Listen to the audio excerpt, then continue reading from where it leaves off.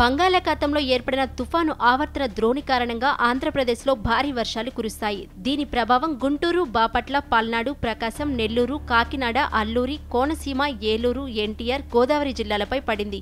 July 24 వరకు ఉరుములతో కూడిన మోస్తరు నుంచి భారీ వర్షాలు కురుస్తాయని వాతావరణ కేంద్రం అంచనా వేసింది.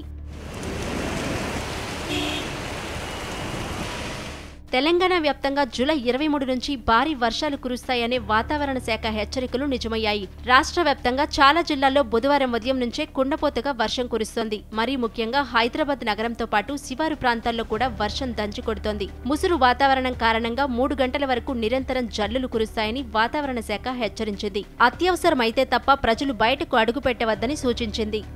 తెలంగాణలో జూలై 26వ తేదీ వరకు అతి భారీ వర్షాలు కురుస్తాయని వాతావరణ శాఖ అధికారులు తెలిపారు. 4 జిల్లాలకు రెడ్ అలర్ట్ జారీ చేశారు. ఆసిఫాబాద్, మంచిర్యాల, నిర్మల్, పెద్దపల్లి జిల్లాలకు రెడ్ అలర్ట్ ప్రకటించారు. 6 జిల్లాలకు ఆరెంజ్ అలర్ట్, మరో 14 జిల్లాలకు యెల్లో అలర్ట్ జారీ చేసింది వాతావరణ కేంద్రం. ప్రస్తుతం వాతావరణ పరిస్థితులు చూసుకున్నట్లయితే ఉపరితల ఆవర్తనం ఒకటి ఉత్తర కోస్టల్ ఆంధ్రప్రదేశ్ మరియు దక్షిణ ఒడిశా తీరాల మధ్యన 3.1 కిలోమీటర్ల నుండి 5.8 కిలోమీటర్ల ఎత్తున కొనసాగుతుంది.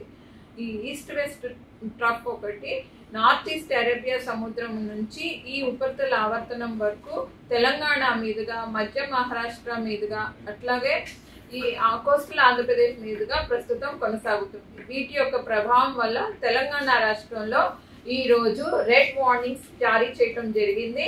అయితే ఈ రెడ్ వార్నింగ్స్ అవి మనం చూసుకున్నట్లయితే ఆదిలాబాద్, కొమరంభీం, మంచిర్యాల్, పెద్దపల్లి, జయశంకర్ భూపాల్పల్లి, ములుగు జిల్లాలకు జారీ చేయగా ఆరెంజ్ వార్నింగ్స్ నిర్మల్, నిజామాబాద్, జగిత్యాల్, కరీంనగర్, వరంగల్, హన్మకొండ, మహబూబాబాద్, భద్రాద్రి, కొత్తగూడెం ప్రాంతాలకు హెవీ టు వెరీ హెవీ ఇవ్వటం జరిగింది. అట్లాగే చూసుకున్నట్లయితే మనకు ఎల్లో వార్నింగ్స్ అవి వెస్టర్న్ డిస్ట్రిక్ట్స్ అయినటువంటి కామారెడ్డి, మెదక్, సంగారెడ్డి, వికారాబాద్, రాజన్న సిరిసిల్ల, జనగాం, ఖమ్మం ప్రాంతాలకు మోస్తారు వర్షాలతో పాటుగా 1-2 చోట్ల ఆ ప్రదేశాల్లోని భారీ వర్ష సూచనలు కూడా జారీ చేయడం జరిగింది.